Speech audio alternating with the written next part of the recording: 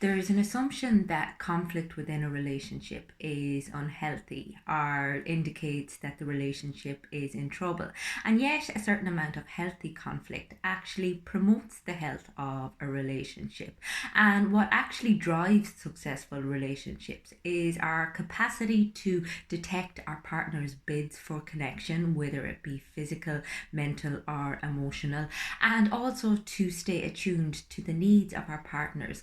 And all of these attributes require work, commitment, and a willingness to look beyond the needs of the self. And unfortunately, this isn't something that we're particularly good at. We also live in a culture where we're continuously distracted and we're continuously fed things that feed into our dopamine system and consequently reduce our need to find meaning and to seek oxytocin producing connection, such as our phones, such as alcohol, such as porn. And all of these things give us a quick fix of pleasure, but oftentimes stand in the way of our capacity to be intimate and vulnerable and create a deeper, meaningful relationship with our partner.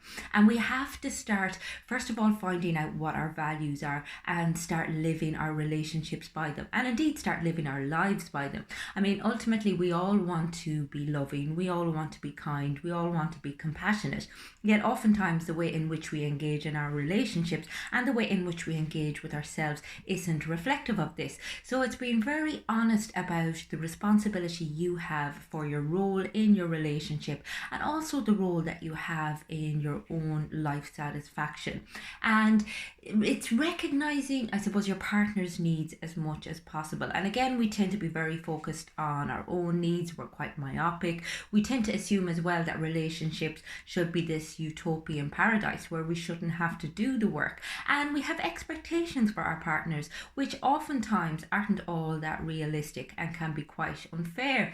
Instead of trying to see our partners in a very compassionate manner, try to always find something in them that we admire. And in the honeymoon stage, this doesn't tend to be much of a problem. We tend to see them through rose tinted spectacles. And as time goes on, we tend to nitpick, we tend to become very cynical and judgmental of our partners. And it's recognizing that we're doing this. And I love the work that John Gottman does with regards conflict and bids for connection. And he basically says there is this ratio of 5 to 1, where when we're in conflict or confrontation with our partner, we need to come at it from a place of curiosity and with a certain amount of humour, as opposed to coming at it from a place of aggression or hostility or defensiveness. And if we can keep the ratio of interaction 5 to 1, so 5 positive interactions for 1 negative interaction, that we are very likely to come out the other side a stronger unit. And that's what it's all about. It's about recognizing that you ultimately have the same goal and that you're living in alignment with each other and that you're there to support each other. You're not there to fight each other and tear each other down. And oftentimes it can become all about fairness and all about who did what and how you made me feel, instead of recognizing the tentative bid for connections that our partners make, that we sometimes are so wrapped up in our phone, or we're so distracted by our work, or we're so just bogged down in whatever it is that we're watching on Netflix, that we don't actually pick up on. It's when our partner goes to tell us about their day, or when our partner talks about something that's important to them, or even when they touch us, and they're looking for some sort of touch in response. And it's all these little things, it's all these kind of emotional connections and physical connections that a person wants to promote. And unfortunately, as I said, we always miss them.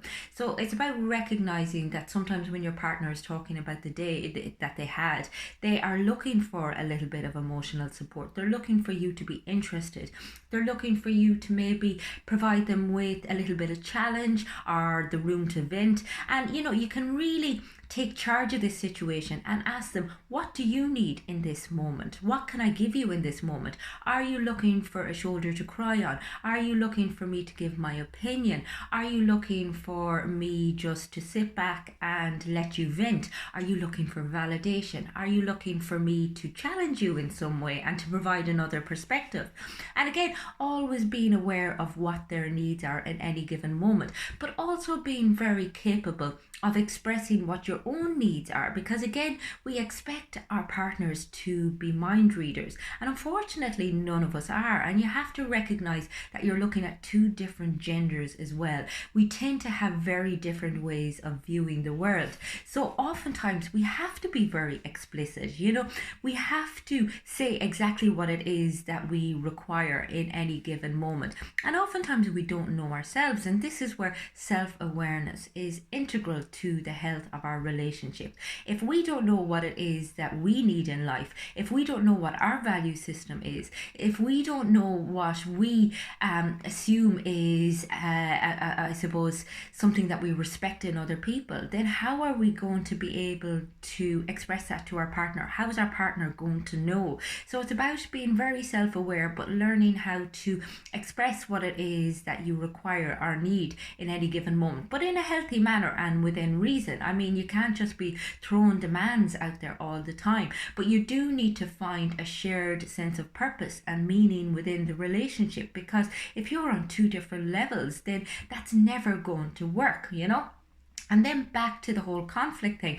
As I said, if we can utilize the energy that comes with anger and channel that into building something more constructive, a little bit more positive, coming through in a very gentle manner where you're expressive but you're not hostile, you're not defensive, you're very open, then conflict can be fantastic at resolving any of the issues that are cropping up within the relationship.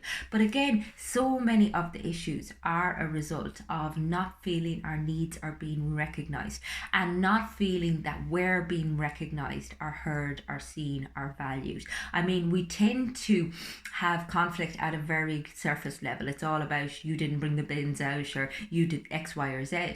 But underneath it all is this pain, is this desire for the other person to see you and to love you and to want to know you, and that's what so much of this stuff boils down to, that we just want to be recognized and we just want to be heard and we just want to be valued, and that can sometimes go out the window as time goes by and we reduce and shut down our capacity for vulnerability and intimacy within the relationship.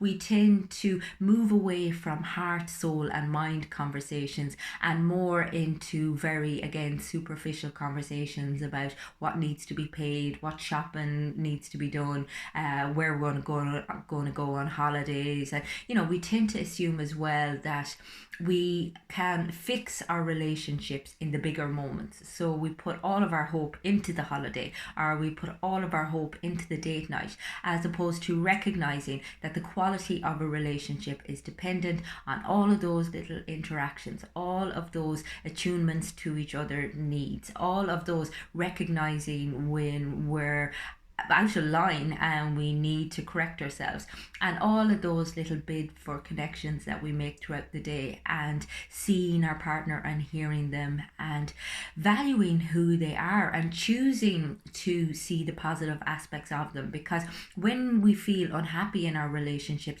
all we focus on is the negative. So we really have to make a conscious effort, if we want our relationship to be healthy, if we want to save it, that we learn to switch our attention to some of the more positive aspects of our partner.